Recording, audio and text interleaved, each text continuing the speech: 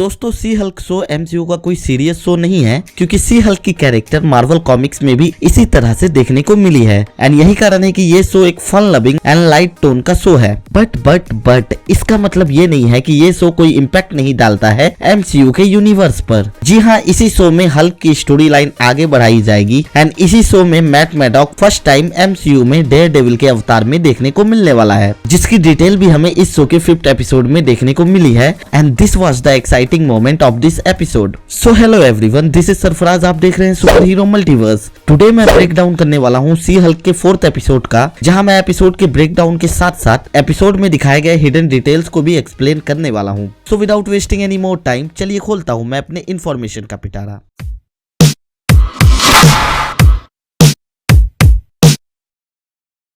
दोस्तों, सी Hulk show के 4th episode के एंड में हमें ये दिखाया गया था कि सी हल्क की one of the villain titania ने सी हल्क यानी कि जेनिफर के कैरेक्टर पर केस कर दिया था, क्योंकि टाइटेनिया ने अपना बदला लेने के लिए सी हल्क नाम को रजिस्टर करवा लिया था। जिसके बाद यहीं से सी हल्क शो का 5th एपिसोड शुरू होता है, जहां टाइटेनिया की कैरेक्टर सी हल्क का नाम यूज करके अपने सारे प्रोडक्ट्स को बेचते हुए दिखती है। बट जेनिफर को इससे कोई प्रॉब्लम नहीं होती है, क्योंकि उसे पहले से ही ये नाम पसंद नहीं आ रहा था। खैर, आगे हमें जेनिफर का रिलेटिव चैट देखने को मिलता है, जो कि उसे कहता है कि वो उसका प्रोडक्ट बेच रहा है, लेकिन जेनिफर उसे बताती है कि ये उसका प्रोडक्ट है ही नहीं, बल्कि टाइटेनिया नाम के लड़की ने सी हल्क नाम को पहले से ही रजिस्टर कर लिया था। जिसके बाद चैट का कैरेक्टर जेनिफर को ज्ञान देता है, जो कि आपके भी रिश्तेदार आपको देते ही होंगे, एंड उससे कहता है कि उसने टाइटेनिया को क्यों नहीं रोका नाम रजिस्टर करने से पहले। जिसके बाद सीन शिफ्ट होता है टाइटेनिया के वर्कशॉप पर, जहाँ टाइटेनिया सी हल्क के नाम पर अपनी सारी ब्यूटी प्रोडक्ट्स को बेच रही थी, जहाँ जेनिफर भी अपने फ्रेंड के साथ आती है टाइटेनिया को ये समझाने के लिए कि वो सी हल्क नाम का यूज ना करे, लेकिन वो ऐसा करने से इनकार कर देती है। मैं आपको बता दूं कि कॉमिक्स में भी टाइटेनिया इसी तरह की कैरेक्टर होती है, जो कि अपने फायदे के लिए किसी के भी नाम को यूज कर सकती है या किसी के भी नाम को बदनाम कर सकती है। अगले सीन में सी हल्क अपने फ्रेंड निक्की को बताती है कि सी हल्क नाम से वैसे भी उसे कोई लगाव नहीं था, जो नाम उसे रखना भी नहीं था, बट मीडिया ने उसे ये टाइटल दे दिया था। जहाँ जेनिफर सी हल्क होने के फायदे तो बतलाती है, लेकिन सी हल्क नाम से उससे कोई प्रॉब्लम नहीं होती है कि उस नाम को कोई भी यूज करे। जहाँ हमें ये भी पता चलता है कि सी हल्क के नाम से टाइटेनिया अपने प्रोडक्ट को अच्छे खासे प्राइस में बेच रही है अपने फैंस को। जिसके उसी सीन में सी हल्क का कोलीग आयरन मैन 3 के स्नीकर की बात करता है, जिन स्नीकर का रेफरेंस हमें पिछले एपिसोड में भी देखने को मिला था।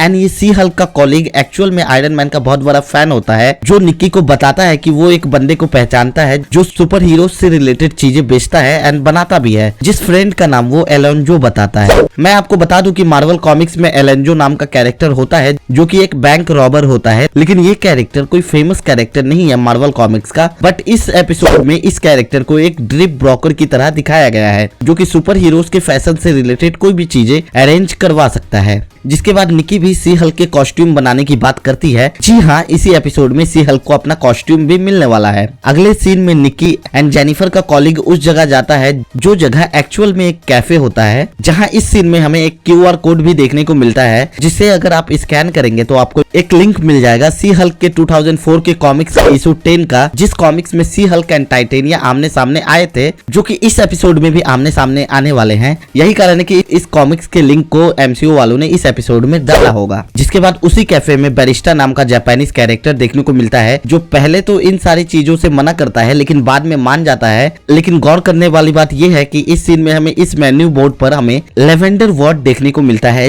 जो रिफरेंस है कॉमिक्स से लेवेंडर के कैरेक्टर की, जो कॉमिक्स में सुपर हीरोज की कॉस्ट्यूम को चोरी करती थी एंड जो कैरेक्टर हमें कैप्टन अमेरिका के कॉमिक्स में देखने को मिल चुकी है। क्योंकि ये सीन सुपर हीरो के कॉस्ट्यूम से रिलेटेड है, तो MCU वालों ने जानबूझकर इस सीन में लेवेंडर का रेफरेंस डाला होगा। जिसके बाद बैरिस्टा का कैरेक्टर उन लोगों को पीछे के रूम में लेके जाता है, जहां हमें भर भर के एवेंजर्स के मर्केंडाइज देखने को मिलते हैं, जैसे थॉर का हथौड़ा, कैप्टन अमेरिका की शील्ड, आयरन मैन के कप्स, एवेंजर्स के लोगो वाली चड्डी, एनिमेटेड हल्क का फनी पिक्चर्स एंड एवेंजर्स के टी-शर्ट। लेकिन मैं आपको बता दूं कि ये सारे मर्केंडाइज एक्चुअल में नकली होते हैं, जहां हमें एवेंजर्स की जगह पे एवेंजर्स या एवेंजर्स जैसे स्पेलिंग देखने को मिलती है। मैं आपको बता दूं कि आपने रियल लाइफ में भी ये देखा ही होगा कि लोग एडिडास को एबिबास, नाइक को नाइकी एंड और भी सारे ब्रांड के नकली प्रोडक्ट्स को बेचते हैं। तो ठीक उसी तरह की चीजें यहाँ भी हमें देखने को मिलती है। लेकिन निक्की की कैरेक्टर उससे ओरिजिनल कॉस्ट्यूम बनाने वाले बंदे के बारे में पूछती है, तब जाकर वो उस बंदे के बारे में बताता है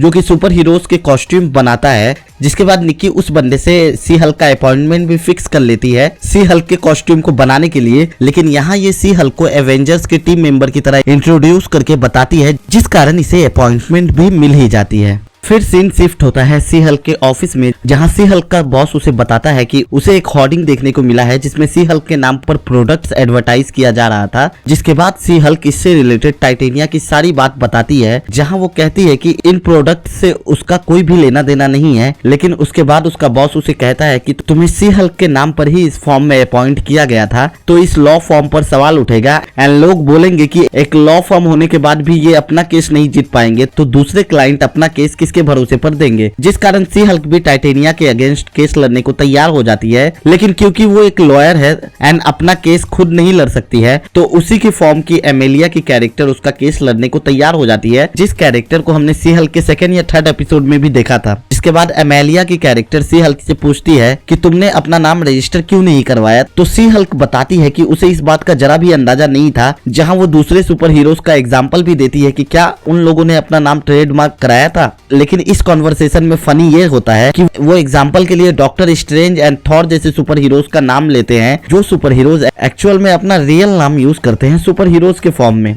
खैर, अगले सीन में फाइनली हमें इस एपिसोड का कोर्टरूम ड्रामा देखने को मिलता है, जहां एमेलिया सी हल्क का केस टाइटेनिया के अगेंस्ट लड़ती है। जहां वो बताती है कि जेनिफर सी हल्क का नाम पहले से ही यूज कर रही थी, बट टाइटेनिया ने बाद में सी हल्क के नाम को रजिस्टर करवा के बिना गवर्नमेंट के अप्रूव किए हुए प्रोडक्ट्स को बेच रही है। जहां सबूत के तौर पे सी हल्क के कुछ क्लिप्स भी दिखाए जाते हैं दोनों पार्टी के तरफ से, बट क्योंकि टाइटेनिया ने पहले से ही उस नाम का रजिस्टर करवा लिया था, तो टाइटेनिया का परला ज्यादा भारी होता है। लेकिन इस केस को दूसरी डेट दी जाती है एंड सी हल्क के लॉयर को यह ऑर्डर दिया जाता है कि वो और भी ज्यादा एविडेंस दिखाए, जिस कारण सी हल्क की जो बात है वो वैलिड लगे। जिसके बाद सीन शिफ्ट होती है लुक के कैरेक्टर के पास, जो सुपर हीरोज की कॉस्ट्यूम बनाता है, जिससे निकी ने सी हल्क के लिए अपॉइंटमेंट भी लिया था। And now see Hulk costume बनवाने के लिए वहां जाती है, जिस सीन में हमें बहुत सारे कॉस्ट्यूम भी देखने को मिलते हैं। जहां लुक का कैरेक्टर सी हल्क के कॉस्ट्यूम को बनाने के लिए तैयार हो जाता है, क्योंकि वो एक सुपर हीरो की कजन है एंड उसके पास भी हल्क जैसी सुपर पावर्स है। जहां लुक का कैरेक्टर सी हल्क के कॉस्ट्यूम को बनाने के लिए तैयार हो जाता है, क्योंकि वो एक सुपर हीरो की कजन है एंड उसके पास भी हल्क जैसी सुपर पावर्स है। जिसके बाद सी हल्क उसे बताती है कि उसे एक ऐसा सूट चाहिए जो कि उसके दोनों रूप में उसके लिए कंफर्टेबल हो।